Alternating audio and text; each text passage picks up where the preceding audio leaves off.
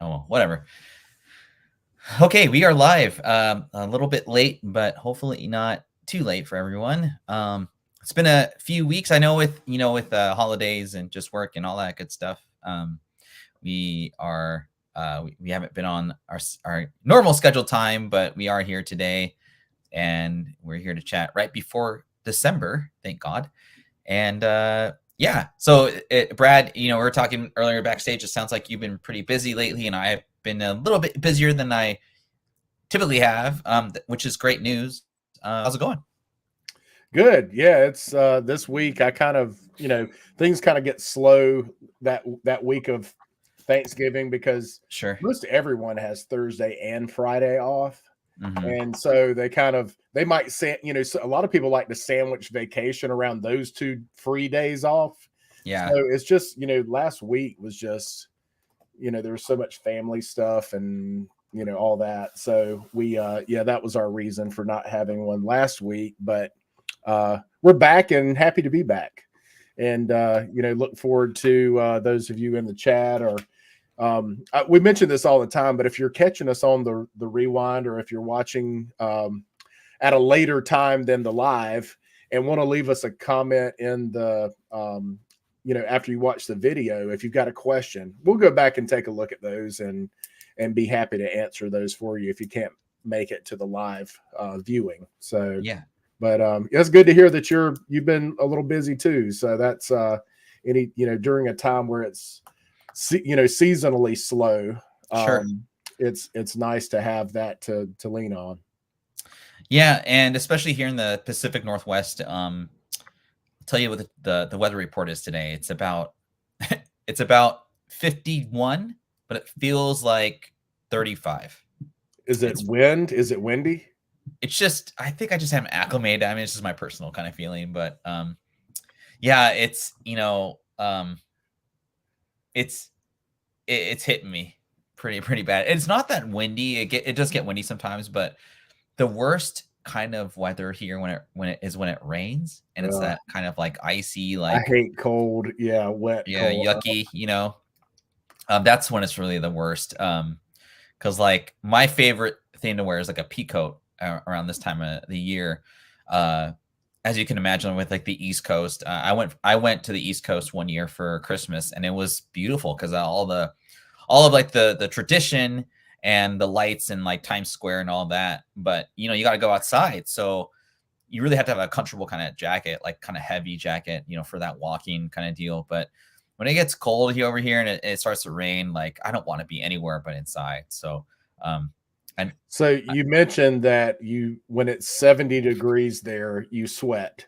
So what is comfortable for you? What's a good comfortable where you're not too hot, not too cold? What's perfect for Ferg? I think I'd say like 65, 64 is like a good, again, being in Pacific Northwest, like we'll get sun whenever we can. I was in Mexico like in October for Day of the Dead and stuff, and it was like 75, 80 and like hot. So you can imagine like coming back home. It was raining when we came back home, ironically too. So it was kind of funny. So, but yeah, so it's pretty. I need the sunlight. I need sunlight. Smart man. Yeah, it's important too. I mean that vitamin D is important. Sure, yeah. Yeah, it's the nice thing about the one thing I do like, about the weather change here, it's moderate. It's not like the East Coast like blizzards or like, Midwest, like, that just like that up and down kind of weather. It's moderate, and then there's a change of season. So like, the fall leaves like fall down and all that stuff. But it does consistently. It doesn't rain as much as like New York, but it just rains all the time. That's the thing about Seattle that people don't really get. So if you ever come here, always bring a rain jacket. It doesn't matter if it's July or August. It's always going to rain. So, what's up, Michael? What's up, Michael Baker? How's it going, man? Good to see you. Good stuff. What's the weather like up in North Carolina, Michael? How we were just sharing so here it's like today. I think it was like 55. Okay, it was like 55 here. Yeah, that's nice. Yeah, but it was sunny, so that was it's like that, just a little chill in the air, but the sun's out, and a little brisk, a little bit brisk, but not too. I just had like a light jacket on. Okay. Um, but Very cool. yeah, that's when I get up. If like I'll have plans to go to the office because I'm my own company. We're Mhm. independent contractors, so Sure. I'll get up and have my coffee, and it's like, God, man, it's really dreary outside. I'm like, all right, well, I'm just working from home today. I just can't I don't Yeah. like getting out in it. Oh, Maryland. Oh, yeah, I remember. Okay, that's what I remembered then. I remember 60s you. this weekend. Wow. That's great. That's very, very jealous of that. Yeah, like for just for talk's sake, like with work, it's always like once Thanksgiving hits, uh, I like to say that we like to inform, past clients or like current, clients that, hey, if you are looking to make a big purchase for the holidays, like, call me. We can go over various like financing. A couple clients I talked to this past week, they had some emergency stuff. So, we got him a HELOC. Gentleman's engine blew out. So, we were kind of going over the different, you know, um, just the different type of financing stuff I could do for him. And, you know, uh, thankfully we were able to get him approved and all that. He's a UPS driver. So I'm glad for that. And then, the kind of clients I'm arranging right now are basically, I have a house, ton of equity. I don't want to refi, but I need cash for this, or I just want to be a cash flow positive. And so, I've been doing a lot of HELOCs, a lot of assumptions. I got a couple assumptions in the deal, and all that. But here's an interesting question: Did I see Biden is trying to forgive student debt again? Sure, this will make it past the courts. I don't know. I've my personal kind of theme with the student debt situation is that, politics aside, I feel that this current administration can't win one way or the other, because it looks like, okay, if I have 50,000 student debt and I voted for this administration to get rid of my student debt, and they're only able to reduce 10,000 of it, it's like, well, that kind of sucks. I expected 50,000 and I bought all the stuff in anticipation of my student debt being taken out. The other thing on an macroeconomic kind of scale is, um, will that boost inflation if we just start canceling student debt? That's kind of a factor I think people don't really think about, right? I may be wrong, but like I would assume it would just. Potentially, I mean, it can't. I don't think it would help. Mhm. You know, So that's. if you've got, well, because then suddenly, what do you have? Whatever your monthly payment is like you just got a raise of that much. So Mhm, is that free money for in your mind? For mhm. so if you're, let's say it's $300 a month and the government forgives it, you're like, oh, I got treat myself to something nice. Right. And Let's then let's who fits the bill for that? I mean, do taxpayers fit the bill for that? And so it Yeah, I've just, I've already paid for my own. I would rather not pay for someone else's too.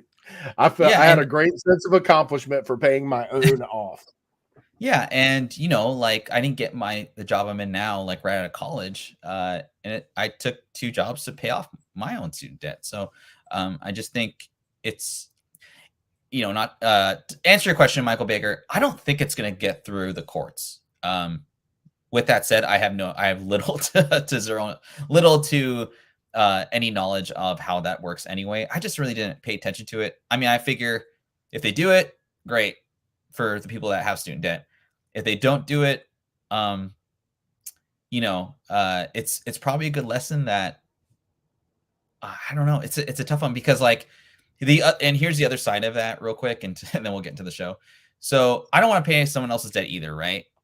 But we kind of did already in 2008, 2009, right?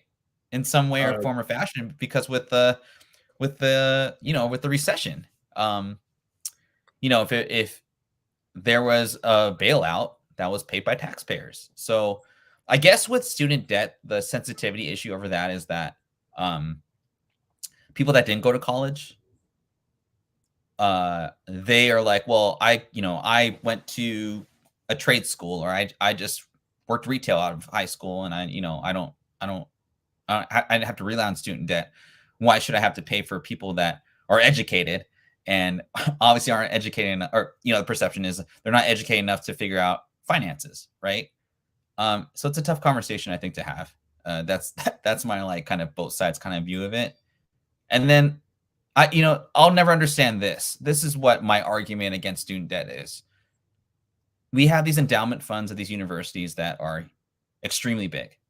So I guess if you're going to put it on anyone, isn't the university's responsibility to find, some type of work for the graduates at their prospective colleges, not the government per se? I don't know. It's a hard. I don't want to get too much into the topic, but I don't. Yeah, I just don't see it. I don't see it as big of an agenda to really push forward. But I mean, I'm not in those conversations at the White House.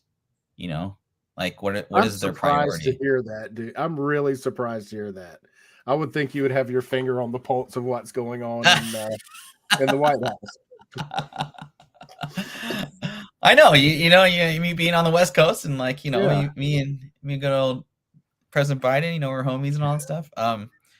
Yeah, it's a. I would like to be a fly on the wall for some of those conversations. I think my question would be like, what does the consumer learn from that? I mean, I don't.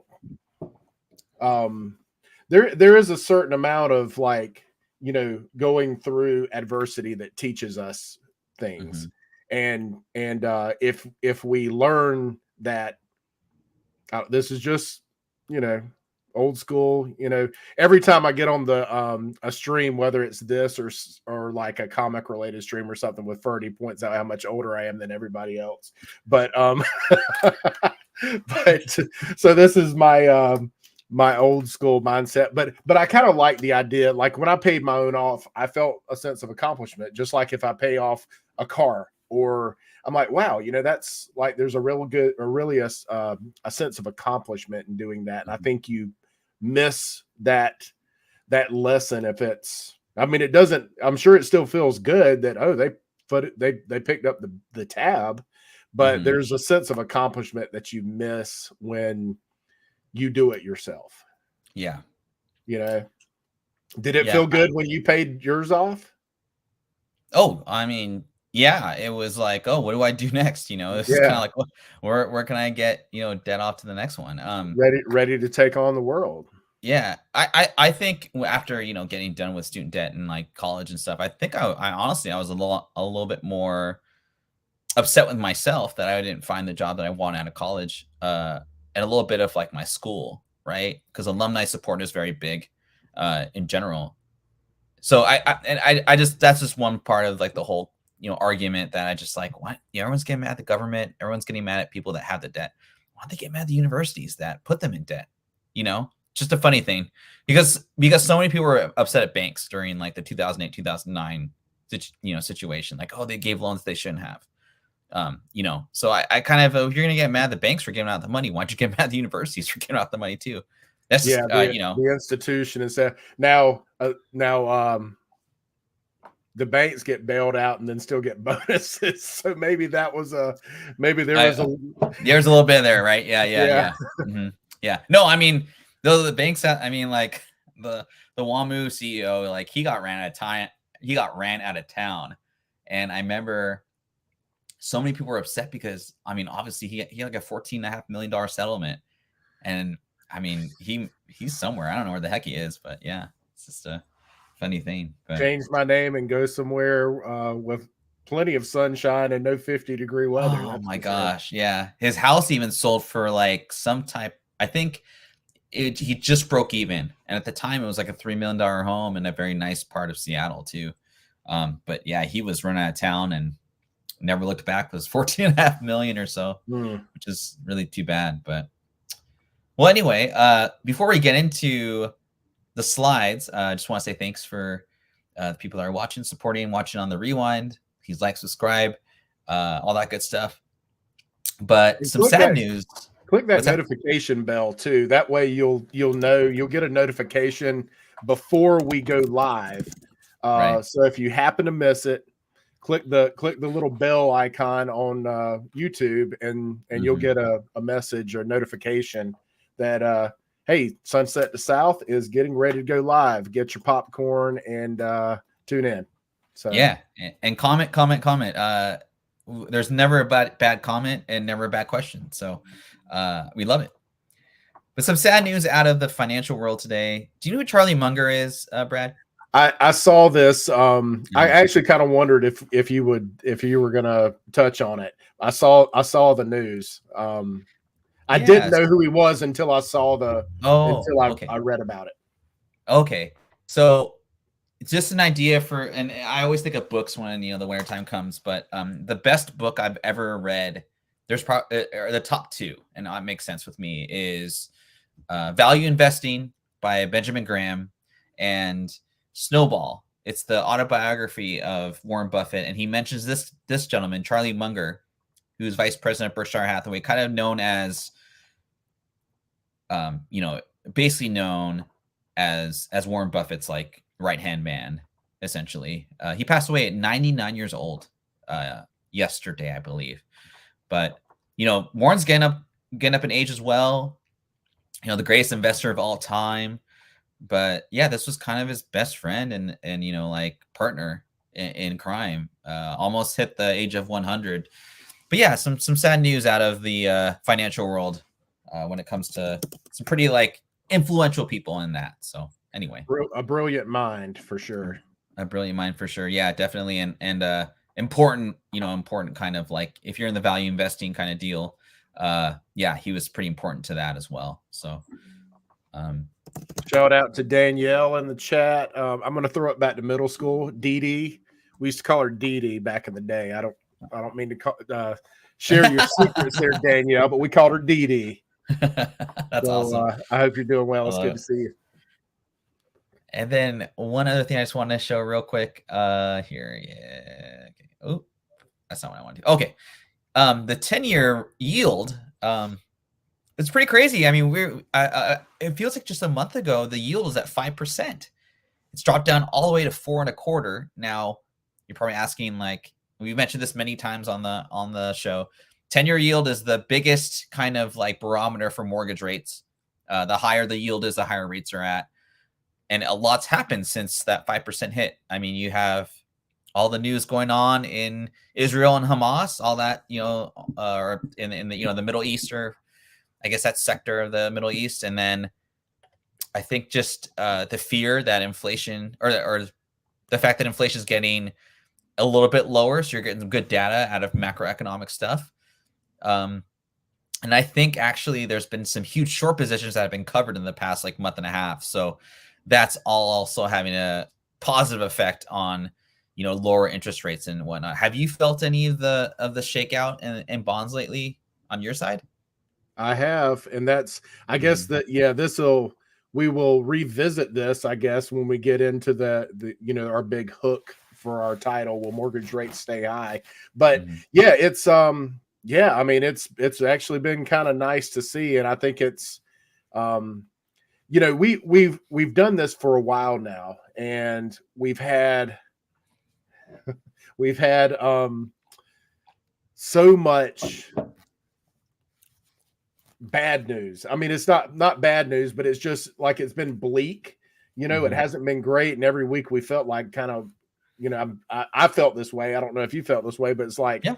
God, man, we just need something positive to hit, because Mhm. when we started doing this, it just steadily kind of went down. The news just kind of steadily went downhill. So I have seen it, and hopefully, I got a call from someone on Monday who I've been sending them listings for probably a year. And Mhm. we went and looked at houses Monday and Tuesday. So that's, people are taking notice of the good news that we're finally able to hear. Well, that's good. So, I would say, yeah, I've also seen a little bit of uptick in interest in buying houses again. usually I'll send out an estimate to someone. They're like, "Oh my gosh, like that rate's just ridiculous. I can't even fathom that." And then it's like, I don't blame you. And we've talked about it meetings, here and there, and we're feeling the brunt of it. I wouldn't say business is like picking up like drastically, but I think consumer confidence I've felt on at least the housing side, people feel more comfortable with with rates, and prime hasn't gone down. I don't think it's going to go down anytime soon. But when I talk to people on the phone, I'm like, well, I think we're near the top of that rate cycle with prime. And so they're like, oh, okay. So the likelihood of my rate going up is very little, or it's not going to go up as much as it has in the past like year and a half. I'm like, yeah, most likely. Take it with a grain of salt. Of course, things could still occur, but that's the trend. You always have to go off of what data you have. I'll try and keep my section pretty short so we can kind of dive into the main topic of the show. But I thought it'd be kind of fun to go into some holiday stocks to look at going into the holiday season. While you're shopping out there, I'm actually open for ideas too. When you go out for holiday shopping on Black Friday, Cyber Monday, what have you, or just in general, I found that my priorities as I've gotten like from my 20s to like my 30s now into my 40s, I was started out at Best Buy, in my 20s. And then I went into like Nordstrom or like Banana Republic in my like 30s, because I wanted to look good and all that. I found myself at Home Depot and Lowe's on Saturday morning at 7 o'clock. Very excited, Brad. That's because you're married. It's a very different feeling. Very different feeling when I go nice out. Little, it kind of reminds me of the movie Old School. Yeah, we got a nice little Saturday plan. We go to Home Depot. Right, exactly. And I was excited, man. I got we went to Starbucks and got hot apple cider. There was no one in the store because who's going to freaking Home Depot or Lowe's on, like a Saturday morning, like Black Friday. It was the best morning I've had in a very long time. It was really good. And obviously stuff was on sale too. So were y'all shopping for anything in particular for the house or something? I mean, like sorta. So I'm actually DIYing an old china cabinet and making it into a breakfast buffet because the price of breakfast buffets are ridiculous. They're like $500 to like $1,000. And you don't need anything like terribly like fancy. But my parents had this old breakfast buffet or this old china cabinet, and so I need some stuff for it. I demoed it out and I've kind of like laid it out now, so we're almost done with it. But that's essentially what I had my 15% off coupon. Went in and got the stuff that we needed. She got some Christmas presents or Christmas decorations, so we're very, very happy for all of it. Was it the cabinet that was? I've seen it. I think I've seen it in the background of some other live streams you've done.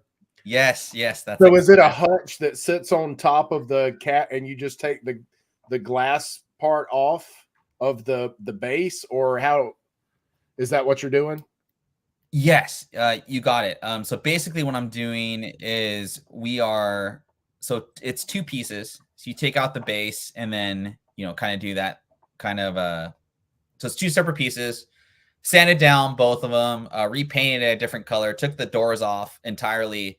It used to be 3 different sections, but now it's one whole section, and I'm gonna put a wooden shelf on the top, and then in the middle, for because like it's good wood, but she doesn't have any china. No one gets china anymore. It's kind of an old thing. People don't really do it as much, right? So, but yeah, so that's what we went to. We went to Home Depot to Lowe's for. Pretty exciting. Yeah, that's kind of embarrassing. That's a good couples trip. Yeah, it was a good morning trip, and I was cracking up.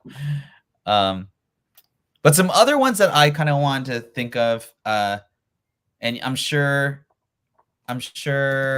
there's a lot of I'm sure you guys have heard of all these companies. If you haven't, here they are. Hold on. So Sony's the first one. I'm sure everyone's heard of Sony, and these stocks popped up to me just because I was doing some shopping. And I thought, I should talk about these stocks. And so Sony, of course, PlayStation 5. I have a PlayStation 5. Brad, I don't know if you've seen the Discord, but I'm I'm playing a lot of PlayStation 5. Been playing a I, lot of I Metal Gear. watched you last night go live. Oh, that's pretty fun, man. I mean, if you're down to play, it's pretty fun playing with those guys I on the. watched your team eke out a win, and Yeah, what was the game? Modern Warfare Yeah, 3. what y'all eke out the win?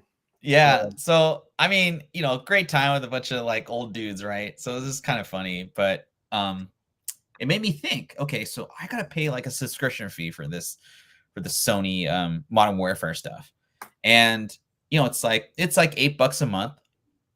But if I'm paying the subscription fee and our friend Marcus is paying the sub fee, and other people that pay a PS5 that want to get on this bandwagon, that's just going to increase subscriptions for the company. And a lot of really successful tech companies have their subscription based, right? Microsoft has subs, Apple, Amazon, all of them, right? So I think it'll be interesting to see the numbers after the holidays come out, but you may see a bump just with the holidays and Modern Warfare 3 coming out, and just that age range of kids playing the game, and then just like the fact that last year PS5 came out, or a couple years, or during the pandemic PS5 came out, but not until last year was really getting a PS5 accessible. Now with the kind of distribution of like Spider-Man and some more games coming out, I think you'll see a little bit of a bump in PS5 game sales. So that was why I picked Sony as my first pick. Brad, one, what do you think of this? And then two, have you ever had a PlayStation in your life before? I I have. I like it. My question. So I've got a question for you.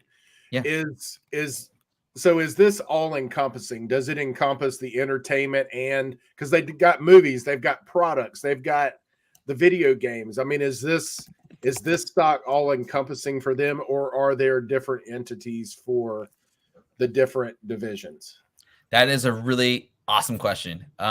It's the whole company. It's the company as a whole. So yes, you do kind of get like if you're not a Sony like pictures, right? You probably don't want to invest in Sony. If you don't like Sony Electronics, which I feel like they're kind of veering away. Like I don't really see like a lot of Sony products like back in the 90s when we were younger. It was cream of the crop back in the 90s, and then the Apple some other stuff. But yeah. And then some it kind of tailed off a little bit, but I think it was still kind of perceived as maybe one of the best of the standard, like without going like super high end. It was one of the best, like just regular brands that you could walk into a Walmart or a Best Buy or whatever and get. So that's I like that aspect of it. Then I really like that aspect of it. I mean, say what you will about their ability to make a decent movie, especially a superhero movie, but sure. they're I don't know what else have they. I'd have to go back and Spider-Man, like they have the rights to that. Any non-superhero movies? I'll have to go back and look. I would think so, but yeah, because like the Sony catalog is very large, because music too, right? So there's music, like all that content side, so they own the content. I could one day see like if Sony like dropped a ton, and like say, I wouldn't say Disney, but like let's say like Amazon or like Apple kind of cash, they could buy them out and just get rid of like the hardware side and just be like straight content, because that's kind of how I like the company in regards to an investment personally. Yeah. So but yeah, and it's kind of it's one that people know, right? Everyone knows Sony. How could you not that too? Sure. The next one is Elf. This is a makeup company I've talked about in the past. I was shopping for my niece. She's a freshman in high school. I'm not going to go buy her like a palette from like Kylie Jenner from like Ulta or anything like that. But, I know she likes lip glosses and, like eyeshadows, like cool, coming from her uncle and stuff. But so what Elf does is they package like very inexpensive, I guess, to go makeup, like your lip glosses or just kind of quick stuff like that. But it's very inexpensive. but it looks really trendy and cool. So they have kind of that's their niche, quote unquote. Um, I wouldn't say buy the stock now. It's $111 from $17 a year and a half ago. So it's a little bit pricey in that regard, but definitely put on your watch list. This is and again, this is an example of like kind of like, I mean, I don't wear makeup. More power to you if you do. But this is more of like, I'm going shopping for my niece and I have no idea what a freshman in high school wants. Cool. I guess I'll get her this because she's talked about it. So kind of keep your eyes open, that kind of thing, or ears open. My bad. Brad, I know you have nephews. Do you have nieces that are like you don't know who to shop for, or like your nephews? Like, do you know what to get them for Christmas? Both of them. I mean, I've had to unless they basically just came out and asked me just to get them gift cards. Yeah, like, yeah. You know, don't screw it up. Let's keep this thing simple and make it easy for you. Just get us a gift card. And we'll love you unconditionally. So this is the one that you were talking to your niece about, and that's where you learned about this. And did you say you bought this after you talked to her? Like, do I remember you say? Okay. I didn't. I thought like we talked about like setting this up for their like, custodial accounts, and just kind of went, oh yeah, okay. And then life happens and you forget, right? And it was during COVID, so it was really hard to like communicate with them anyway. But no, we missed the boat. Sometimes if you're like, you have a hunch, just buy 5 shares of something or buy one. If you're so just kind of like, when you have that gut feeling about something, like, oh, this is like really like real. I mean, shoot, back to comic books. I mean, there's dudes in our chat that buy 10 copies of some random first appearance of someone's never going to show up.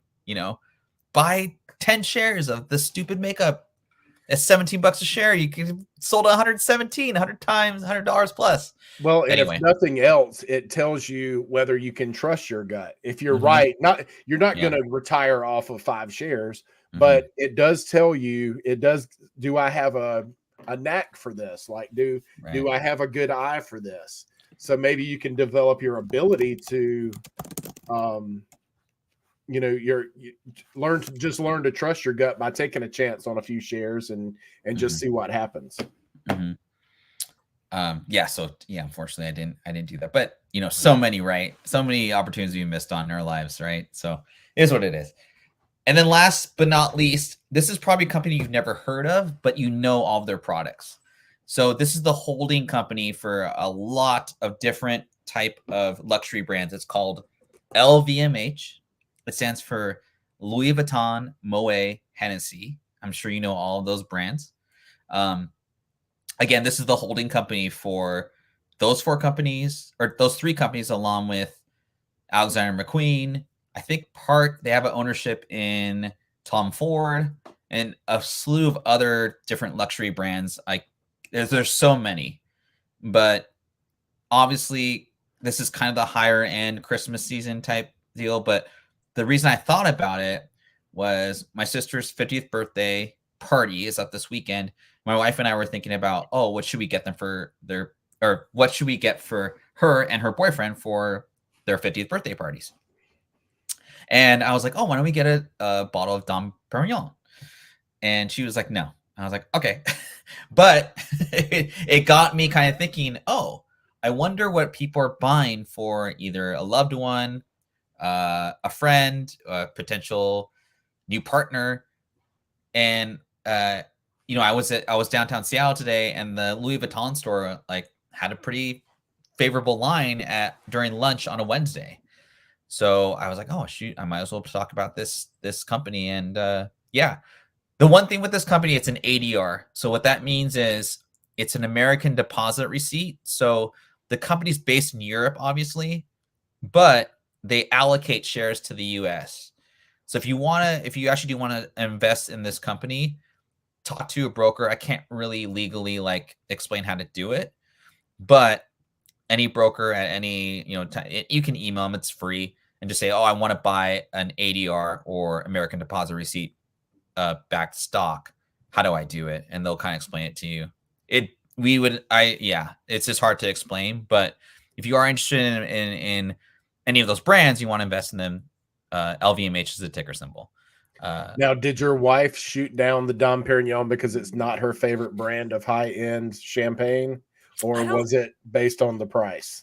I don't know why she shot me down on that. She doesn't really explain. I just kind of accept defeat, So she might say on the chat. I'm not sure though. Maybe a Louis keychain or something. Yeah. That might be more expensive than champagne. A Louis keychain's about $295. Jeez. Yeah. So I would wear it as a necklace or something. I'd be buried with it if I'm paying $295 for a keychain, So of course we paid $295 for a stupid first appearance of blah blah blah, right? Right. Yeah, whatever. what are we talking about? Yeah. Well, don't. Yeah, let's not mention that. That makes right. I'm talking too much. So those are my 3 stocks for the holiday season. So that's really cool. Yeah. And so I guess be perceptive. I mean, this has always been a point for you, but be perceptive when you're, especially now with having just, Thanksgiving was last week and we've got Christmas coming up. So there'll be a number of opportunities to be around nieces and nephews and stuff like that, grandkids or whatever.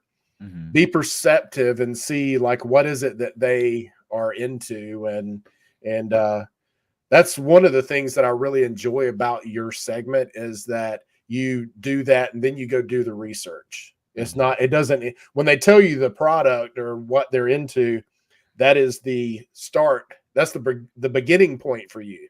Mm-hmm. Then you go do research on that product or company or whatever and take it a step further, and here you are reporting on it. So yeah, be perceptive. That's really cool. Yeah, I appreciate that, man. And like, being perspective, like I know a lot of people don't like holidays, and all that stuff, but the one way to kind of like get to relate to kids is ask, just be curious, be like Ted Lasso and just be curious. And I mean, had I listened to my niece and just kind of been more, had a little bit of foresight, I could have probably bought her 10 shares and I would have felt good about that too. Unfortunately I didn't, but at least, I kind of have an inkling. The other thing too is like, if you have like one age group talking about one company or 2 different age groups talking about one company, you're probably onto something, right? So you have like a 14-year-old and like a 21-year-old talking about how passionate they are about one company. That's when you're like, okay, maybe there's some traction with this, and that's when you take a look, that kind of thing. So anyway, what was my thought process with this one why I picked this? So, okay, now I remember. So this is a home that's for sale, and the reason I picked this one was it's on the west coast of Washington.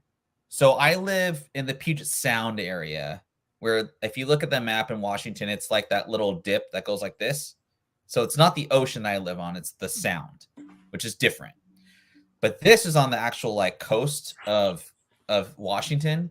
It's called Long Beach. And this house has been on the market for 65 days. Now, Washington isn't, or Long Beach isn't like a huge town, but with COVID happening and like people moving away and work from home, it's still like a desirable area to live in, and they don't build a lot of homes. And if you can kind of see in the background there, that's the ocean in the background. I was wondering what that other thing in the photo is, and then I just realized it's sunlight. Mm-hmm. It's actually sunny in the picture, so that's an interesting concept for Washington.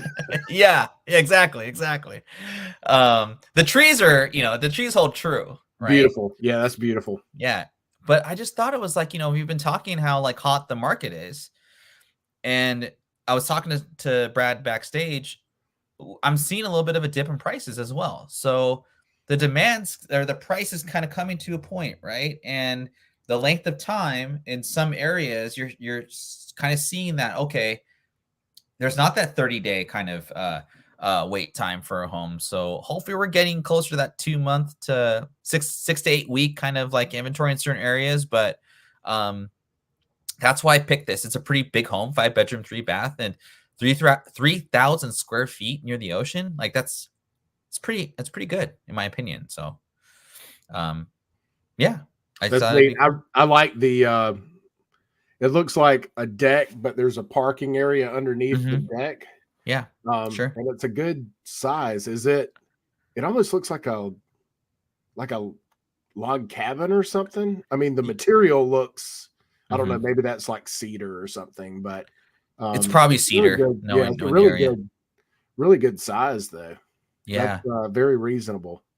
Yeah, and I think this is like marketed as like a primary home, not like your second home type of deal. So so are those beaches accessible? Like, is it pretty easy to get out there and just like if you want to hang out on the beach, it's not rocky terrain or anything that would hinder that, right? Well, let's show you what it looks like real quick, and then we'll get to this. This is a pretty good representation of. Oh shoot, it's actually that's not a good representation. Here's like common. This is like a common like kind of look of what Long Beach looks like. So it's the world's longest beach. So yes, it's like this. This is what it looks like. Oh yeah. All right. Yeah, it's cold. But here's a good kind of description of what it really looks like. You remember in Point Break at the end of the movie? Okay, so you know how he's in Australia? You're gonna make me want to go watch that after our stream is over. Oh, I mean, you're gonna have to. That wasn't filmed in Australia. That was filmed in Oregon. Oh, okay. Yeah, and so that beach, you know how like Brody's kind of standing. You're talking about Bell's Beach in Australia. Bell's Beach in Australia, in like Oregon. Yeah, it's actually in Oregon. And that beach, you know how like Brody's kind of standing like this, and the ocean's kind of coming at his feet. He's kind of waiting for a set, you know, that kind of thing. So that's very similar to Long Beach, but it's more. It's just like a very like literally, it's like a long beach, but it's cold. It's really it's like it's still Washington cold. It's not warm. Right. So people go surf there. I guess you can surf there evidently, but anyway, back that's to nice. Yeah. Yeah, so a little different. You know, it's about 4.5 hour drive from Seattle proper, but yeah, pretty cool. People go vacation there a lot. So yeah, I will say. So mine is strictly based on price, just because I thought the house looked nice, and it's in that same price range. You could not live. So the lake here in the Midlands of South Carolina is Lake Murray, and you could not live on Lake Murray for the price of that house that you just showed that's near the beach. So that just to kind of put it in perspective, a little, you know, it's not a little rinky dink lake. It's a very large man-made lake that is owned by Dominion Energy, which they use for power. And then they sell obviously sell land, but there's a certain amount of that they own the lake and the dam and all that stuff. But yeah, for that price, you can't live on the lake. So I didn't really see anything that was unique like that. But I thought this was a really good looking house with a 2-car garage, all brick, in Lexington, South Carolina. This is 5 bedrooms, 4 baths, almost 4,000 square feet. And it too just recently had a price reduction of $40,000 total. Now this is not at one time, but total price reduction of $40,000. I think they did it in two or three reductions. But yeah, it's a really nice house in a place that has very desirable schools, and we're seeing. I still, you've mentioned price reductions. I've mentioned price reductions. The factor for me is still like what bit of that is seasonal? What part of that is, we also don't have as many people shopping for homes right now. Just year over year during this time, it's usually slow. It's slower than the rest of the year. So like this may not be a great representation of how the market is, in the same way that the spring is probably not a great representation of how the market is. There, Mhm. it's so what we do is so uh, influenced by seasonality that Mhm. I don't know what to think of it. Um, we but we have seen, like, still seeing price. So what I'm reading is price. I'm kind of getting not getting off of the topic, but um, just to talk just briefly about pricing. So prices are still going up, but it's at that. Do you remember the stream we did where we talked about the normal rate of appreciation is like Mhm. 3 to 5%? Yeah. Right. We're Right. getting Mhm. back to those numbers now. So Sure. so Yeah. on the year, this year, for folks that are watching and may be wondering, for the year we do have, we have seen prices increase overall this year, even though we're in some seasonality right Mhm. now. And Mhm. the projection is, maybe we'll talk about, like, maybe our last stream of this year, we'll talk about projections for 2024, That's cool. kind of what the market anticipates. But they're thinking we'll probably sell some houses next year. I've got a staggering stat when we get to the next segment. There's a stat that will just blow your mind. Um, Cool.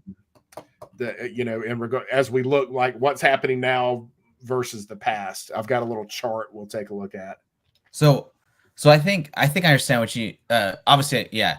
Um because like here's always the funny thing with people, right? In general, is if you bought in 2019 or like 2020, obviously, or refied around those times. Um, we had a bunch of clients that bought in like the latter half of 2019, like say December, and then COVID happened, and there's all this like kind of like uncertainty, right? And then August, July, August, June.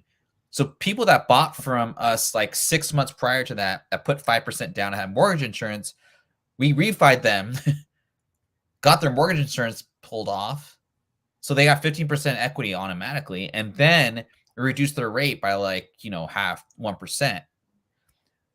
What you're saying is that type of like movement and within like a 6 to 8 month period is not really happening as much. Is that what I'm gathering? So, yeah, basically, yeah. Yeah. And it's hard, and I guess my point was that it's hard to see. We are reporting on what we're seeing at the time, like what's happening. You're in Seattle, I'm in South Carolina. We're Sure. reporting on Mhm. what we see happening in our areas. But just so the folks watching understand, we're there's some seasonality there, and that seasonality is, well, it's the holidays. Kids are getting out of school. It's not super convenient to be looking for houses right now, because Yeah. you got to drag the whole family around to go see houses. And, oh, well, I don't want to show my house because I've got it decorated for Christmas, even though it's probably the best it's going to look all year is decorated. that um that cracks me up. Yeah, that mentality of like, yeah, I mean, who doesn't show off their house during Christmas? I mean, literally, there's lights out that I don't see, but the whole neighborhood sees. You know what I mean? right, So, right. yeah, So, yeah, it's just that there's some, the things that we report on, there is some seasonality that comes into play. And overall, we've still seen an increase, even though you're talking about some price reductions on your end. I've seen it on my end. Some of that is seasonality, some of that is probably a response to interest rates, and we'll kind of get into a little bit cool. more of that on our next segment. But yeah, it's always fun to me to for us to kind of explore that and see how Yeah. how it is for you and how it is for me, and how Yes. different or similar it is. Yeah. Cool. So I do have a good credit tip of the day that I thought of when I was shopping as well. And that's that infamous store credit card. So, when you're out shopping, whether that be at Best Buy, Banana Republic, there's offers of 0% financing for 12 to 24 months, same as cash. but which is, always like a good deal. You can get that anytime. Usually though, during the holiday season, your Ann Taylor Lofts, your Banana Republic, your Old Navy, and insert clothing store. I always think of clothing stores when it comes to this. They're like, if you open up a card today, we'll give you 40% off your purchase and all that. So, what ends up being $100 transaction is actually only 60. And a lot of people, because I used to work retail, Banana Republic, would be like, oh no, I don't want to do that. This is only like, I'm only saving $80 or whatever. It's not a bad idea. You just have to be disciplined. And I always recommend this. If you shop at that store fairly often, you're missing out on like continuous savings, right? And two, if it's more than a $40, savings that you could use on what have you, and you're not shopping for a house or a car, so like your credit isn't going to be like, really deterred or affected, I say go for it. And just make sure you either pay it off right away if you just know that your mentality is that way, or, just pay it off right away, because the only way you're going to get affected is if you don't pay off that balance like any other card. And the rates are fairly high. I mean, it can be like 19 to 29%. I don't know exactly what the rates are for credit cards or stores, but if stores want to reward their loyal customers, right? Because loyal customers spend money. So you might as well take advantage of it and reap the rewards of that. Brad, do you have like a store that you're like, yes, I will do this at like Best Buy, or for me, like Lowe's or Home Depot lately, at least? I was just thinking about that. Not really. I mean, I think, well, as men, we are kind of lucky that our style lasts a lot longer than women's style does. Yeah, we can get away with it a little bit longer. Sure. I think that what we buy, we can kind of like pull off for a longer period of time. Women's fashion goes out of style so quick, like it's in comparison. But I mean, if I did that, I would say, okay, well, hold this handful of stuff that I've got. I'm going to go back and get some more stuff, because it's like, take full advantage of the deal. You're going to keep on, and we're going to get sponsored by Home Depot, and we'll be decked out. If y'all see us decked out in Banana Republic, you'll know that the sponsorship came through. Yeah, definitely. When I used to work at Banana Republic back in the day, we'd sell like a very common thing was like weddings, first interview, or like funeral, right? They need a suit, and they would come to Banana Republic because of the style, not so much the quality, but the style was like on trend. And it wasn't as expensive as like, say, Nordstrom, right? And that was like an easy kind of sell. Like, you're paying $1,000 for all the stuff. You're probably going to keep it for a long time. You're 25 years old. You're probably going to need more clothing if you're working in an office setting, or like, like casual kind of. This is like, mid 2000s, right? It made sense for people to get a Banana Republic card because you save like $200 out the gate. Just pay it off. You were going to go in there, spend $1,000 anyway, right? So you might as well save an extra $200 and get the card. So, and during the holidays, it was always crazy because there's always like an extra 10%, and that goes a long way. I mean, taxes in Seattle are 10.1% for sales tax. So, you save on sales tax, that's enough of a savings. And they do the savings prior to, so they do it how much you spend. They don't do it after sales tax. They do it prior to. So it's actually a really good kind of deal when it comes to that. I just always caution people, just pay it off because the rates are pretty high. But yeah, just kind of don't fear saving money. It's not a bad thing. That's why you have credit. So anyway. So they're probably over 20%, I would imagine. I mean, a retail store, I'm sure they're probably over 20%. Yeah, I mean, this was a long time ago. So like back then they would do like 15% initially, but then they would be like, well, this week it's going to be 40 or like, 30%, depending on like how many cards they probably need to open that week, but yeah, you're probably right. I know like Target doesn't really do an introductory thing. So it's more of just like if you shop there a lot, get a Target card.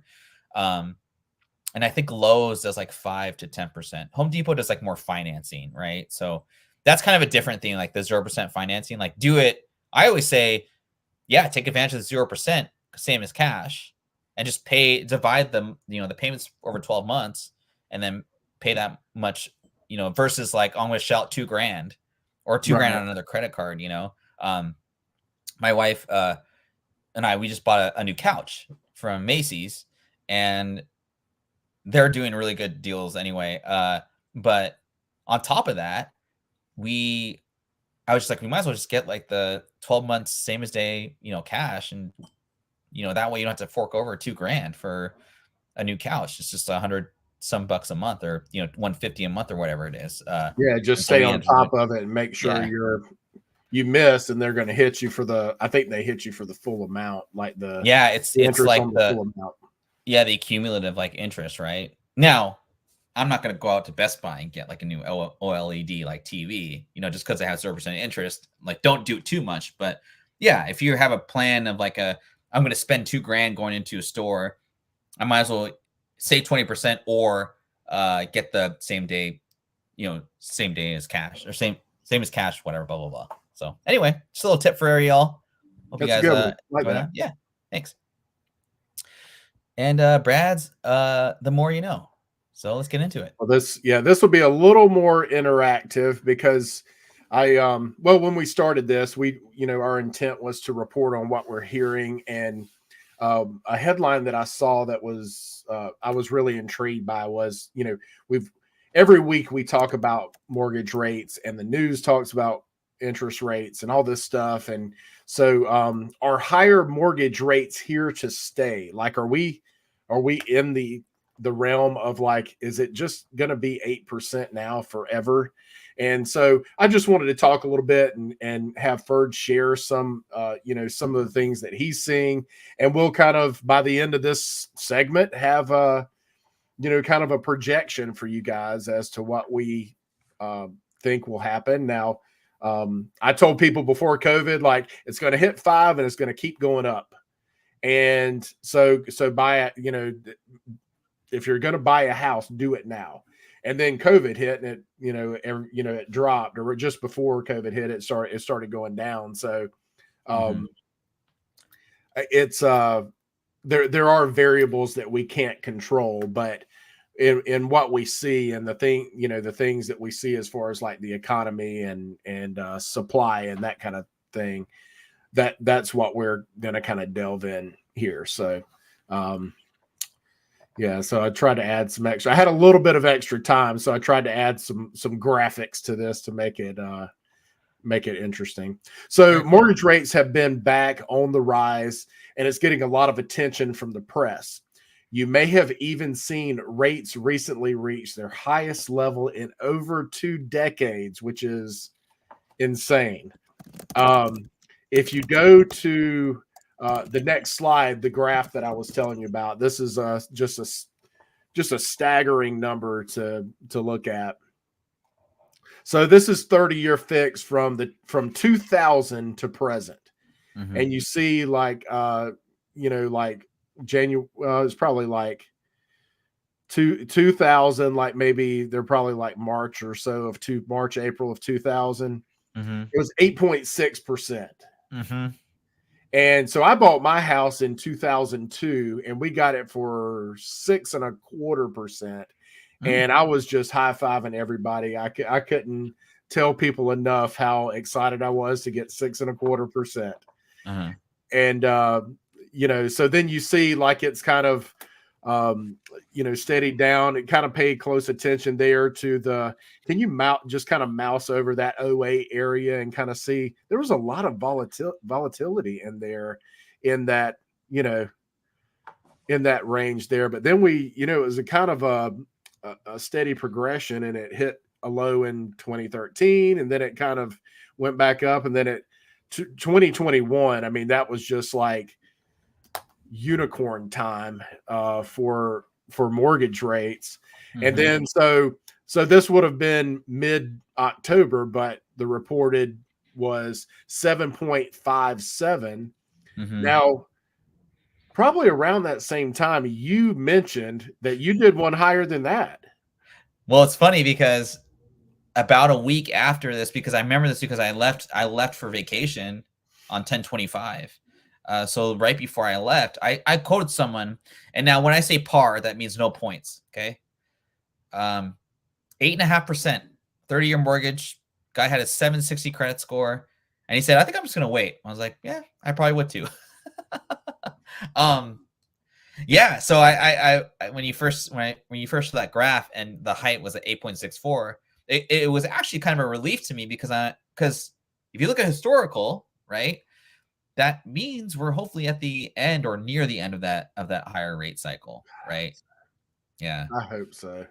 I So, do too. Yeah, I really do. so I just thought this would be interesting to take a look at and kind of put in perspective Mhm. for folks. And so the source, that's from Freddie Mac. So this Oh, is cool. yeah. So they've tracked it. This isn't some fly by night research. This is actually reported directly from Freddie Mac. So And this is a national kind of average, right, of correct, mortgage rates? Okay, right, cool. correct. So we know all the little variables that go in that can make that different. But all right, so home sales by the numbers, and Mhm. this is where like that where the and we've talked about it a lot, but that intersection of home prices and mortgage rates, and we've said a number of times it doesn't where the data doesn't make sense, Mhm. and um, if interest rates are going down, then home prices usually go up. And when interest rates are going up, home prices go down to kind of offset that. You pay a high interest rate. You can't afford. I mean, your buying power goes down. You can afford a lot less house when the interest rates get higher. So, Sure. this is another staggering stat for me, though, and this is where the interest rates kind of start affecting things. And I think we had started seeing a little bit of the interest, like people just kind of saying, "All right, I'm pumping the brakes." Mhm. Existing home sales descended 4.1% in October to a seasonally adjusted annual rate of 3.79 million. So 3.79 million home sales, the lowest level since 2010. Hmm. Sales slumped 14.6% from 1 year ago. That's just nuts, man. I mean, I had read that we're near like that 2008 that 2008 range of number of sales per seen that see that decline, that sales have really gone down that much. We're really I'd heard that we're pushing that number, and this kind of shows that, hey, this is, we're in a bit of a slump and something's got to give. Mhm. The median existing home sales price climbed 3.4% from 1 year ago to 391,800, the fourth consecutive month of year-over-year price increases. So, Hmm. like we mentioned earlier, they went up, but this is what you could expect. This is, if we say 3 to 5%, this is right where we could expect. And even in if we're experiencing seasonality where, hey, not as many people buy around the holidays, the last part of the year. If we're seeing that, then 3.4% is kind of actually on the low end, but it's still um, it's still producing for you as a homeowner. It's Mhm. still, you're still gaining, you're still gaining a lot. And we have that, all the things that as a real estate agent uh we hear that we share with people. Like some folks looked at a listing of mine, and I talked to the agent, and hey, they really like it. They were wondering if maybe they should wait. And it's like, I said, well, what are they doing now? Well, they're renting. And I'm like, well, yeah, interest rates are whatever they are now, and I'll want you to chime in to kind of let us know what, because you mentioned that the 10-year note has affected it somewhat. But I said, well, whatever they are, if they're 7.5% or whatever, it's, still, if you can buy for near what you're renting for, rent's 100%. It's all interest. You got nothing to show for it. I mean, you've got a dwelling, you've got a roof over your head, but it's not paying, it's not providing you with any benefit down the road. Nobody, I don't see too many people buy their second house first. They use the equity from the first house to buy their second house as their family grows and that kind of stuff. So that's the power of home ownership. So I'm trying to remember what the next. Go ahead and go to the next slide, and then we'll talk a little bit. I want you to share a little bit about how those. So are higher mortgage rates here to stay? When mortgage rates go up, so this is kind of what I was just talking about. When mortgage rates go up, monthly housing payments on new purchases also increase. For potential buyers, increased monthly payments can reduce the share of available affordable homes. So repeat that again. For potential buyers, increased monthly payments can reduce the share of available affordable homes. We've talked every single week about affordability, whether it's rent, whether it's purchasing. Everything just seems to be really expensive right now. Additionally, higher interest rates, and this is what you've been preaching. Additionally, higher interest rates mean fewer homes on the market, as existing homeowners have an incentive to hold on to their home to keep their low interest rates. And this is for Urban Institute, just kind of explaining what the interest rates in layman's terms, what the how the interest rates affect our buying power and our affordability, which are things that we just talk about a lot on this show. You got anything to add there? Or I have. It's the second you start talking about your previous slide, I was thinking of a client that they're saying they're going to look this summer, and I reached out to them before I left for vacation, and I said, hey, just want to see if you guys need any any documentation or any literature, basically, with your guys. They've been looking for 6 months, 8 months, or whatever. And they said, no, with the increase in rates, we're just not comfortable. And again, it's like everyone, you're only comfortable with what you are comfortable with, right? So, and I don't really think I don't think of you or myself as like a salesman. I think of someone that I think of as more of like as information brokers, right? So that's always my mentality when I go into a call with someone or explaining the do's and don'ts of something, right? I'll always try and adhere to what they actually want to do. But if I feel that they're making a bad decision or just a decision that's not going to meet their end goal, I'm going to tell them. And I think that's just kind of the information broker part of me. So I told him, I totally get it. All that. We're kind of at that higher end of the rate cycle. This is the person I quote at 8.5%.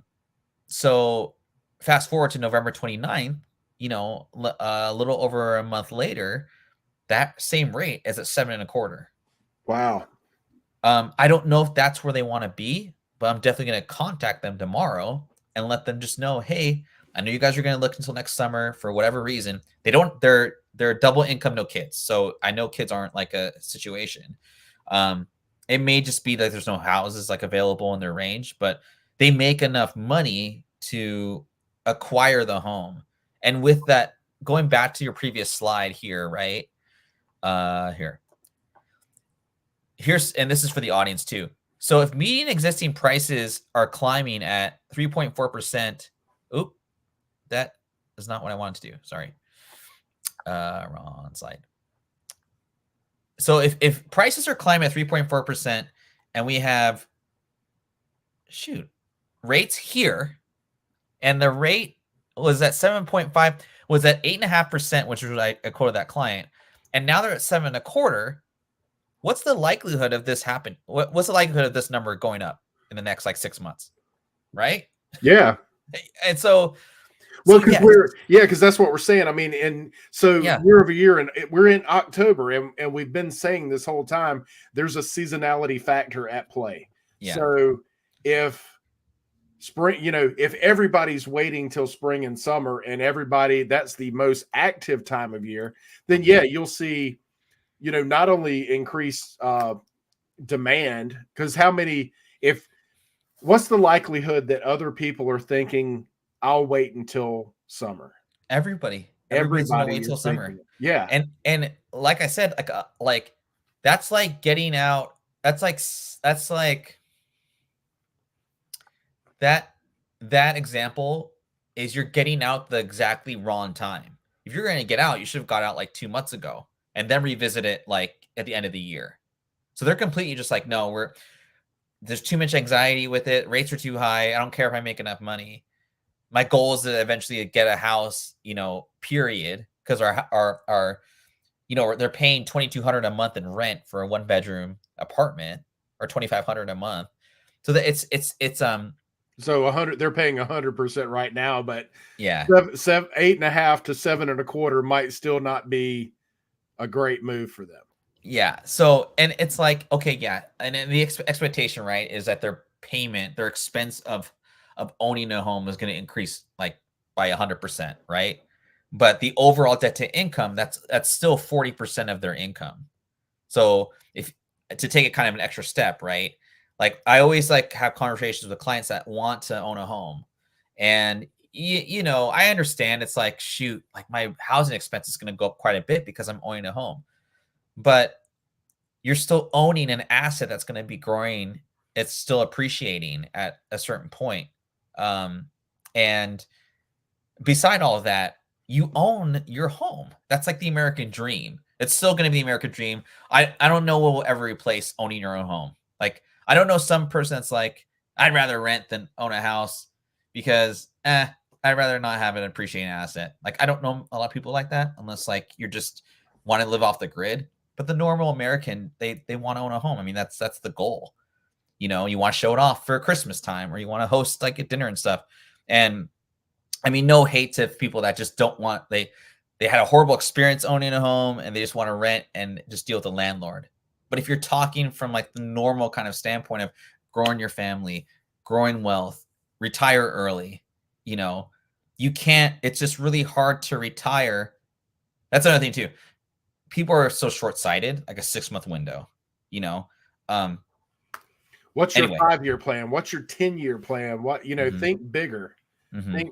Think further out. Yeah. Yeah, exactly. And, I'll say this, and I mean, I always talk about equities and stocks, right? The easiest, most safe way to grow your wealth is owning a home. There's just the normal American. I mean, they're not going to put 20 hours a week studying stocks like, people. They just don't have the time or the patience for it. But like, I mean, you live in an asset that's appreciating. So I saw another graph that I need to send you that shows where it ranks home ownership versus like the stock market, gold, like all these other investments. I didn't look at it in depth, but when I do, I'll send that to you. And if I don't know, you might be something you can break out and use at some point and say, hey, let me show you Sure. this. And Yeah. visually, people like to see those, visually that stuff. But for my folks, my question for those clients would be like, what's your pain threshold? So if we're talking about rates, let's say you wait until summer and the competition's stiffer, so now you have to pay over list price for a house. Like right now, I could probably get you some closing costs. I could probably get, houses have been if they've been sitting for a while, if they've been sitting for 60 days, I'm going to get something. I'm going to get something out of it. And if we can get you some closing costs and you could buy the rate down to, I mean, if it's 7.25 now, get you some closing costs and buy it down to in the 6s and make yourself feel really good. And go ahead and, you know, I would rather have a higher interest rate and have the house of my dreams than have waited and miss out on that house and have to settle for something just because I wanted the rate. Here's another thing too is you don't see this on the front end, and I need to advertise this a little more. But when when the product dries out, there's new products introduced. So now we're doing 3-2-1 buy downs. Mm-hmm. So what that means for the people that are watching, basically that means you have a rate for a certain amount of time that's lower, and then it will slowly increase. So it kind of eases you into home ownership, right? So that's another thing too, is like, so like if you're in the market to buy a home and you want to bow out because you're like, only bow out if you're never ever going to buy a home. Like you just don't want to do it. But if you're in the idea of growing your family and like, or just wanting to have exposure to it, 100% just stay in the market and just always, like, it's so much easier nowadays to just look at like home prices and interest rates. And if you have someone that can guide you through that, like, take advantage of them. That 3-2-1 is really intriguing to me. So let's, Sure. I think the one that I looked at with a lender here was a 2-1 buy down, and I think it was going to cost $6,000. I think it has to be paid by the seller. I don't think the buyer can buy their own buy down. I think the seller has to provide closing costs in order to do that. I think that's one of the stipulations. But so if it's a 3-2-1 buy down, so let's say it costs you $6,000 to $8,000, you just ask for closing costs from the seller. And so let's, just to make the math easy, because I'm not a mathlete. Let's say it's 8%. So in year one, it's the 3 is 3% less. So you'd have a 5% rate in year one.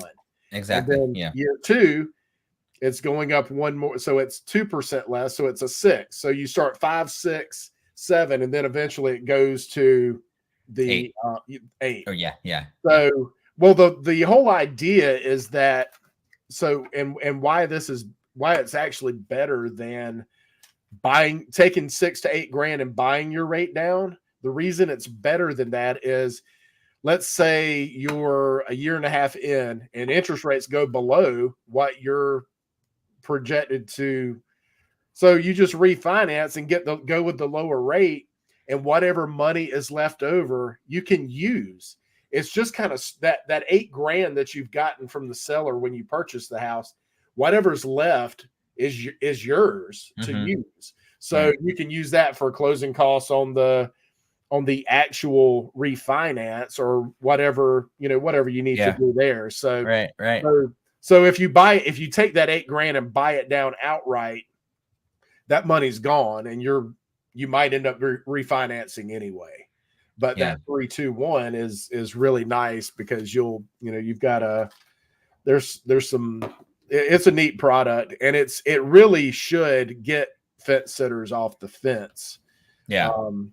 Because like the notion too is like, if rates, it's the same kind of notion with an arm, right? Like I always try and get people that do arms. We don't do arms anymore, but like if someone's doing an arm and they're like, should I do a 10 or 7? I go, do the 10. Buy you that time in case rates don't drop to where you need to be. And then just pay the extra half point, the extra $2,500, so that you're buying that security in case, again, rates aren't where you need it to be. The 3-2-1 buy down basically eliminates any kind of because we basically approval off of like the actual, the higher rate at the 8% in your example. So like if I can tell someone, well, would you be okay with 5% the first year, 6, 7? Hopefully we refinance you in year 3, and then you can use that extra, like you're referring to. Hopefully we get them at a 6% rate, which is still healthy for the overall, kind of deal. And they're like, oh yeah, that'd be great. It gets you into that home. And then guess what? For everyone in the chat, that 3.5% annual gain is either going to stay probably consistent, or it might be even higher. And so, yeah. Anyway, So that 3.4 is the low end of the range that because if you look at if you remember the slide that we looked at where people were saying, home prices are way too high right now. Home prices are elevated right now. When we look back and compared 2008 to now, and there was a grid with like a slow rise. If your average rate of return each year is 3 to 5%, and we took 4 as, let's just split the difference and just call it 4. And you see what a house will appreciate over and look at a large sample size and take like 2000 to present. We were only like back in 08, I think we were like 22% over the normal rate of appreciation at 4% per year.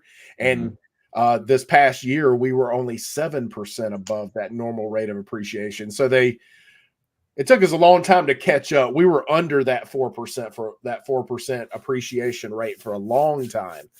And so it took us a while to get there. So we're that 3% is at the low end, but yeah, you could anywhere 3 to 5 you can expect on a normal year, without crazy. That's healthy. Yeah, that's really, really solid. The 3.5%. I mean, right now is like, it's not as good as a CD, but like that's a high yielding money market account, and that's the low end lately, especially. So, and you don't have to keep hitting refresh to see what it's doing. You can just trust that, hey, I got a great house that I want. And the other factor that's really indirectly related is the competition. Because I mean, let's be honest, if you wait until spring and summer, it's just going to be more competitive.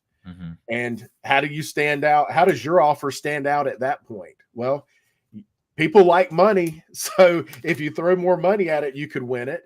It's just what's up, man? How are you doing? Cody in the house, man. Good stuff. Cody's a good fella, isn't he? He's really fun, man. Very nice, likable guy. Heck yeah. That you can throw money at it to make your offer stand out from the crowd, but it's like, again, why not? You can get something out of the deal right now, and buyers have been beat up for a lot of years. They've been beat up for a long time. So let's. I will say one thing before you go on to the next slide. And I hope if anyone is watching one thing, I hope they watch this consistently, because this is one thing that I really think is good for everyone to know. Employment numbers have still been relatively strong. So always watch the first Friday of the month, which is this Friday, to see. You click on CNBC, Bloomberg. That's not an advertisement. It's just that is what it is. That's where I get my data. Just watch those channels, or just look at the employment numbers. If they're still consistently high, we're still going to have supply problems. It's just a matter of fact. Because that's what's going to that's what everyone's afraid of, right? Is like, if there's no money in the system, meaning unemployment's high, then that'll turn prices down lower, right? It still hasn't gone down. So we'll see how it goes on this weekend. So it's really interesting how all these factors come into play for stuff, looking at the economy and stuff like that. And if you want to check it out and then come, leave us a comment on this video after the fact and say, hey, I checked it out and it was an employment rate was whatever, we like interacting with you guys. So yeah, maybe we'll send you something in the mail too for there you go. Yeah. Leave us a comment. Yeah. So the bottom line, and this is kind of what we were just alluding to, but this was a comment that CBS News had done a report on this, and this was just a snippet from them. If you're in the market for a new home, experts typically recommend focusing your search on the right home purchase, not the interest rate environment.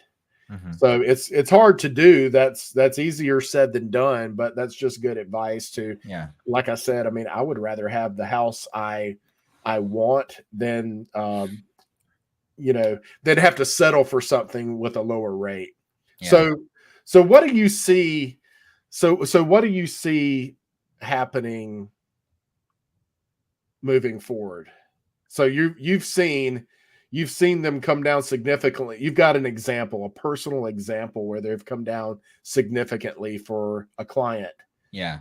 I like to ask every lender that I talk to, like, what are you, what are you hearing? What are you seeing? What are your examples? And the news has been positive. Now it's still a little volatile, I think, but we have seen some positive news.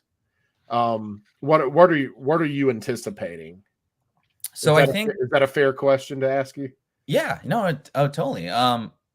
Before I get into that, I want to ask, like, you, like, on a consumer level, because we are definitely, because I mean, right, we're biased, right? We want people to buy homes because that's how we get paid, or we want people to finance, certain things because that's how I get paid. But like, what are other than like employment is something that would deter someone from buying a home because of the fear that they would lose their job and lose their home, yada yada.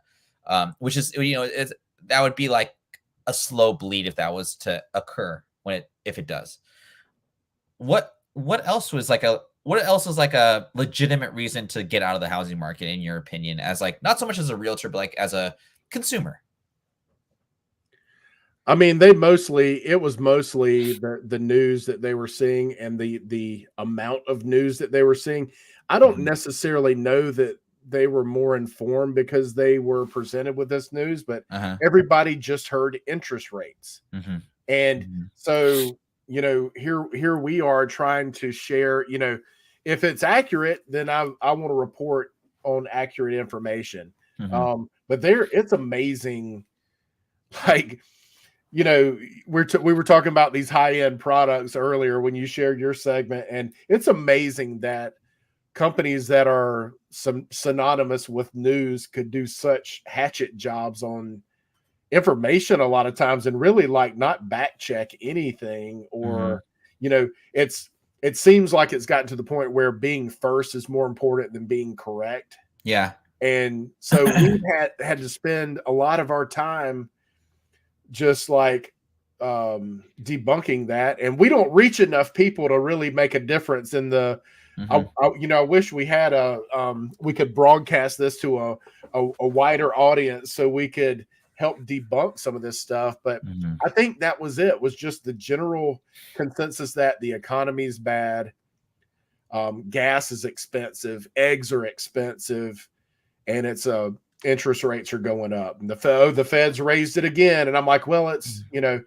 a lot of my response is I gained knowledge from what you shared on this show. Oh, good. I was able to share, hey, it's really it's a factor, but it's the 10-year note is actually the thing that maybe more directly influences it than people, so I guess it's helped, I guess it's helped us you want to be in the midst of a time like this, you want to be known as an information source, like a beacon, or somebody who, like, a knowledgeable source in your area. And we may never reach 100 subscribers, but at the very least, people know that we do a podcast where we talk about this stuff and we share information that that we see that's accurate.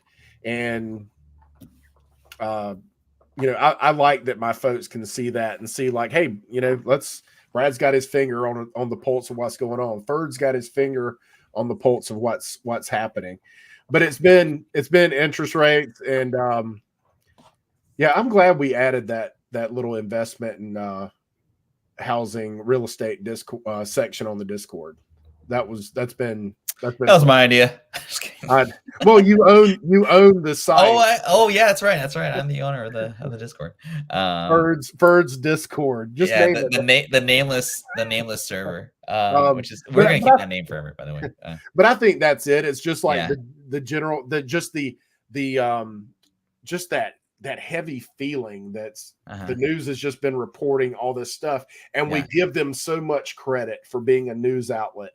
Mhm. And it may or may not, it doesn't have to be right. They just, they want to be the first to report something. And They need that they need those advertisers, whereas with us, we're trying to build I think we're trying to build like relationships, right? We're not sure, trying to build clickbait and all that. And other shows that do like 10-minute, kind of segments, that's fine too, because like they can do a better job of explaining it in 10 minutes. I can't. I have to go through the whole swan song and all that.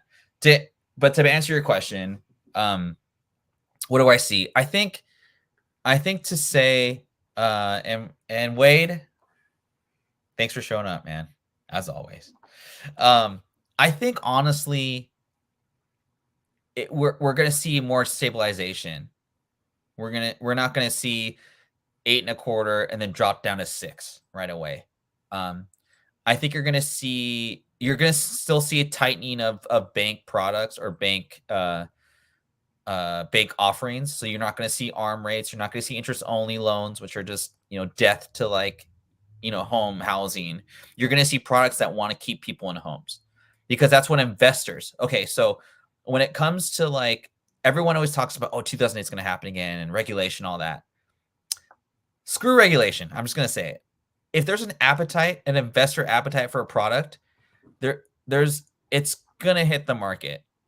What the market is telling you is the appetite for mortgages that are quote unquote risky is zero. No one's going to invest in an interest only ARM, what have you, because of what happened in 2008, 2009. They're soured, right? I think people are more educated and more cautious about their financial well-being in general. But like I said before, people still want to buy homes. Sorry, I'm going back to you. I need to answer your question. So what do I see? What I see is 5%. It's still possible, right? Anything's possible, but the likelihood of that happening, I think, in the 10-year is not as much as we thought before, because what's happening is the inflation data is hitting where it needs to go. Oddly enough, because everyone's concentrating on inflation. Zoran keeps talking about. Wade, I'm not going to highlight that comment, but whatever. and don't on the rewind, don't show the comment. Whatever you need to click on and not show. I should have tormented him when he was live on our show? No, don't do that, because I'll just get some going. But sorry, I lost my track of thought. Across the board reduction in prices, Wade. That's for sure. Yeah.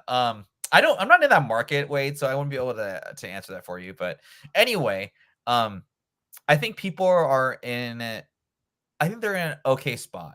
If you bought in 2022, this is the honest thing, like the end of 2022 or the beginning of this year, you're probably not up on the value of your home. However, who's going to sell their home at a 1% loss or 2 to 3% loss? It's ridiculous. That was one of the reports. I mean, that was one of the articles we talked about on a past show where 80% of people who bought a home within the last year are underwater. Mm-hmm. And I'm like, no kidding. That's always been true.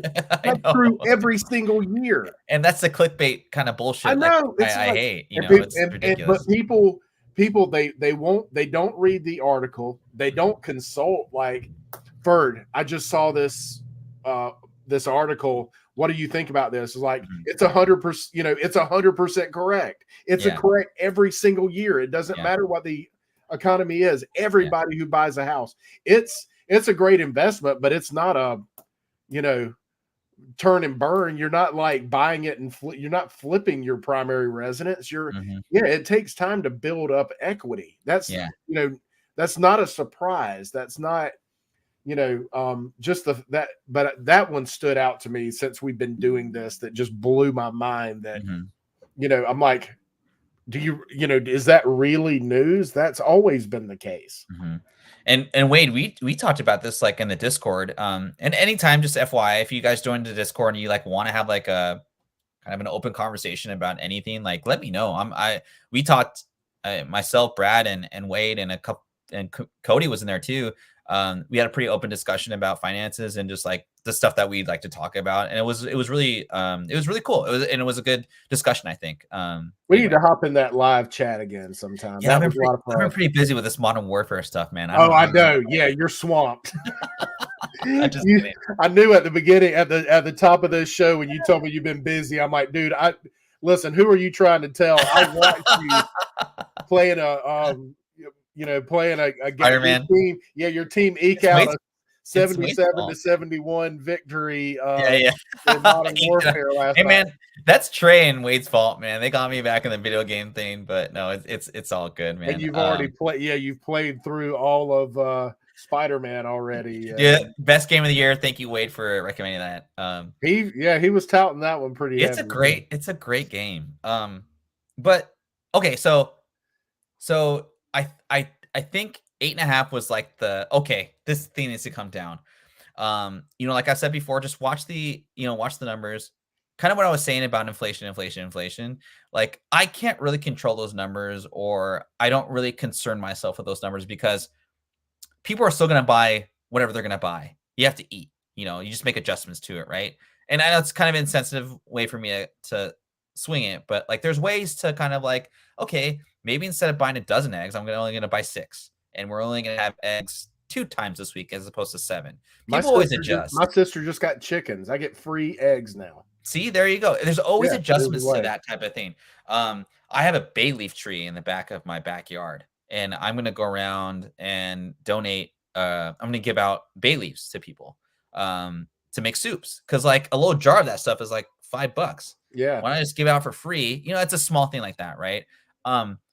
What I think people should really, like, I'll say this again. I think people should really concentrate on the. We'll see you get arrested for selling fake marijuana on the street. Like, that's what I was like worried about, but like I was like, screw it. Like, it's like if someone rats me out, like or what would they rat me out for? Giving away like expensive. Got caught on.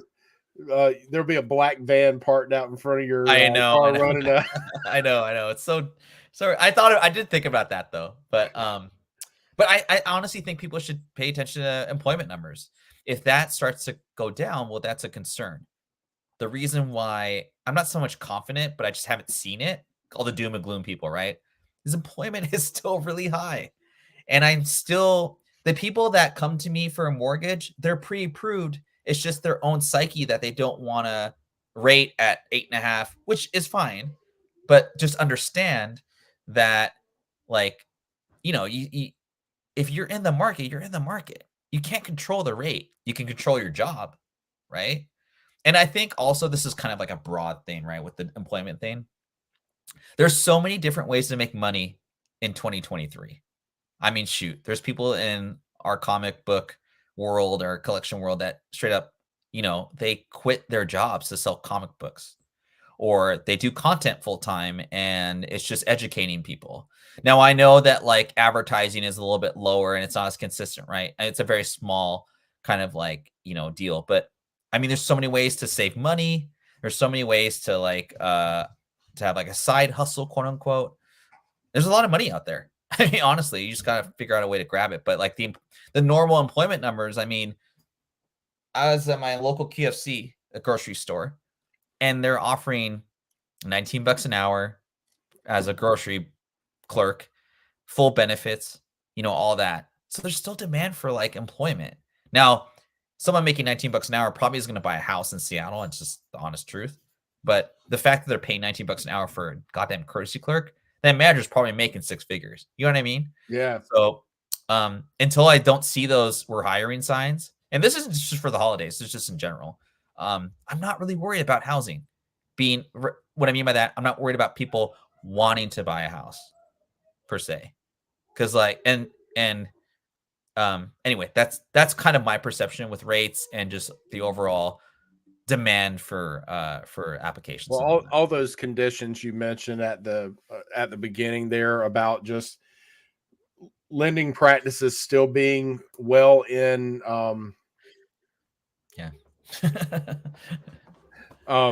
about like them having lending practices that are that benefit home buyers and and then we've talked about it a lot, but those like the appraisal issues back in 2008 that doesn't happen now. I mean, Mhm. those were hey, what it was the buddy system for appraisals. Hey, I really need this one to hit X amount or Mhm. whatever.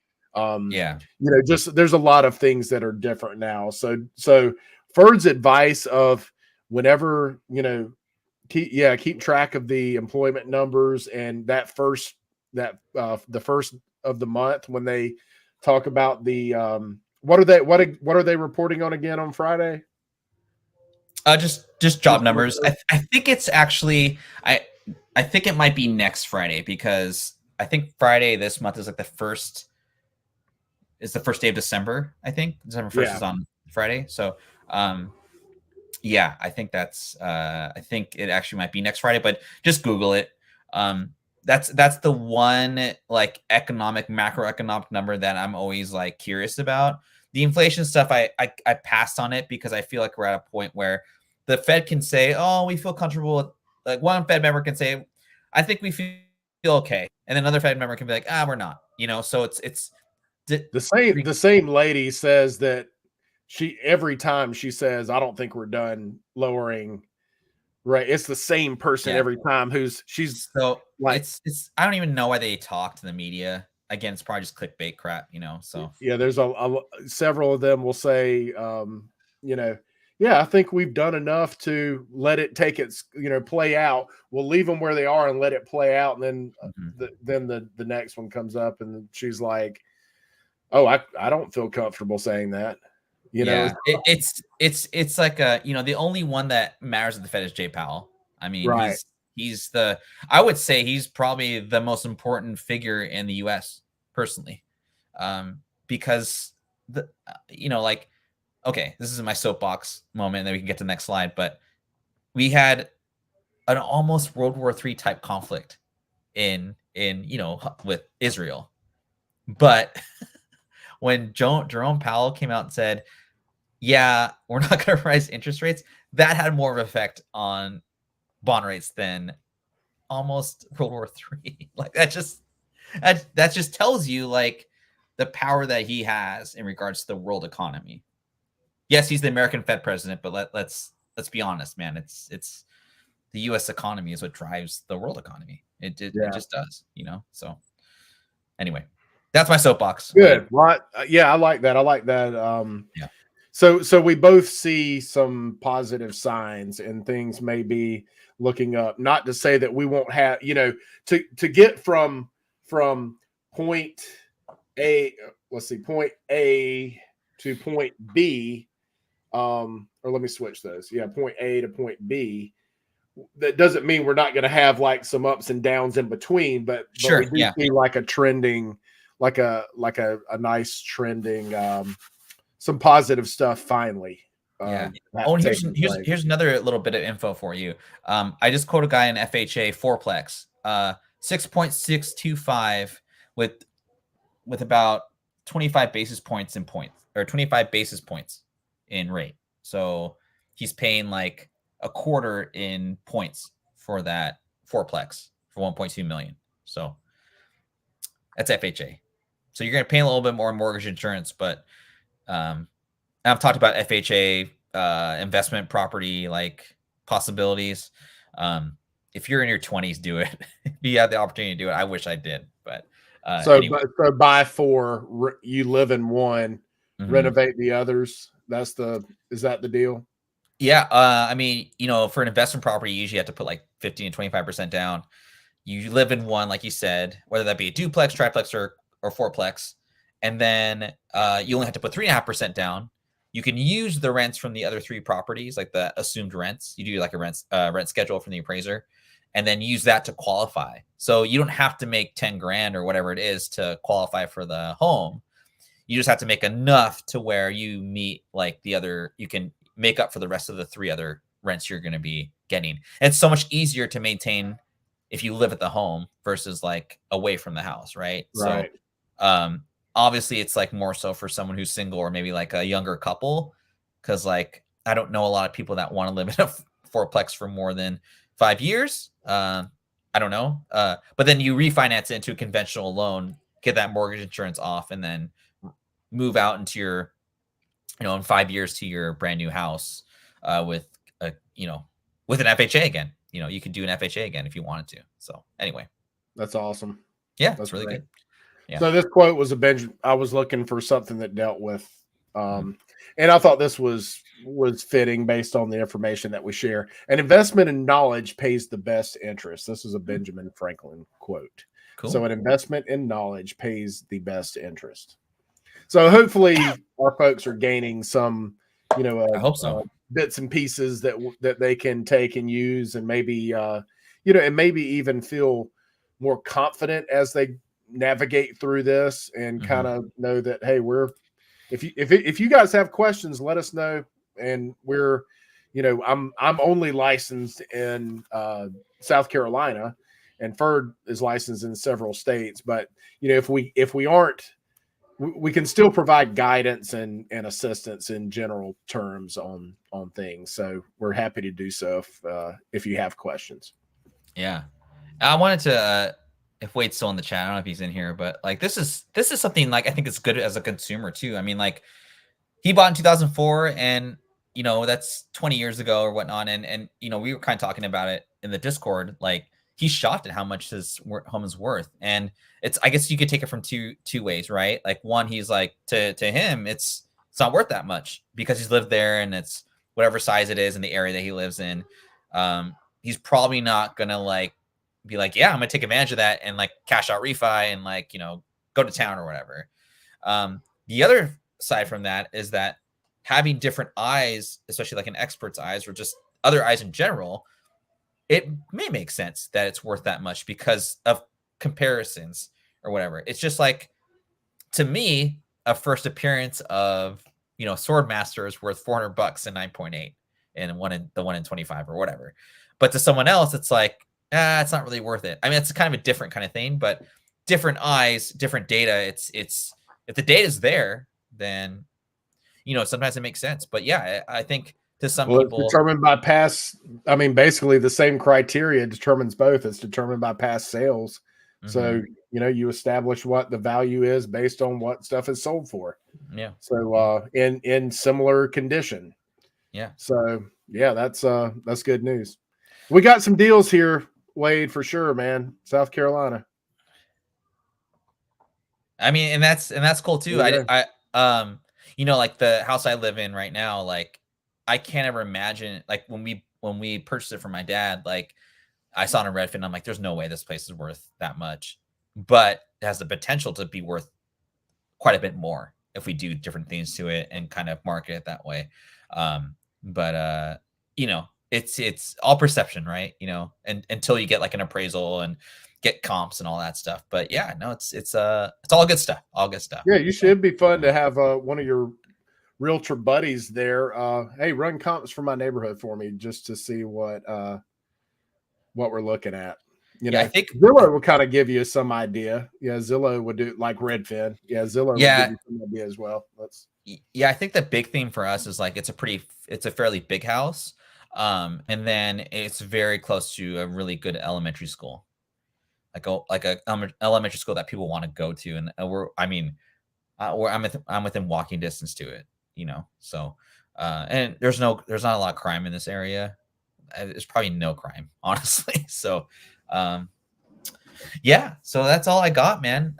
Any closing thoughts? That was fun, man, and it was good to be back. We've been let's see. That's awesome, man. And Wow. I'm guessing Cody probably did like a 10-year loan or like a 15-year loan. I probably would have pitched that to him if he was in the house since 2000. I'd be like, hey, I know your rates are, your usually it's a 30-year term, right? I'd probably say, you want to look at the 15 and 10-year loans because we don't want to start over that whole clock. Anyway. So, and then Wade's house, yeah, it's in a historical district. I remember Wow. him mentioning that. So that does make sense. So That's cool. yeah. Yeah, it's just good to be back after Thanksgiving and everything, and I look forward to this topic and hanging out with you and our folks in the chat. Yeah, So it was really good. we got some good activity out of the dudes from the Discord and your friends and all that. My wife didn't say anything, so she didn't have anything to say or she's mad at me. I don't know. We'll see. We'll see. She's home now, so we'll see.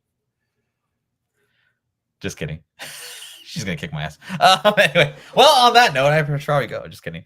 But yeah, no, it was really good to get back. We'll see you guys in a. Me and Brad are gonna get our schedules kind of in flux for the close to the year. I do have my first time homebuyer class, so I'm pretty excited. We got 5 people attending, so it should be good. I'm a little nervous. I haven't talked in front of people like face to face in a very long time. But I'm looking. It's nice to see some of that interest in buying homes, especially with down payment assistance. And I'll talk about that maybe our next stream. And just like there's opportunities out there, everyone. So just keep your keep your eyes open. Yeah, just ask. It's like there could be. You could choose not to make a move right now, but maybe there's something out there that suits you. There's a product out there that suits you. Your lender is offering something that suits you. Yeah. All right, guys. Well, y'all have a great week, and I'll be on Sunday on my For the Nerd podcast, and I'll update you guys on the next Sunsets of South show.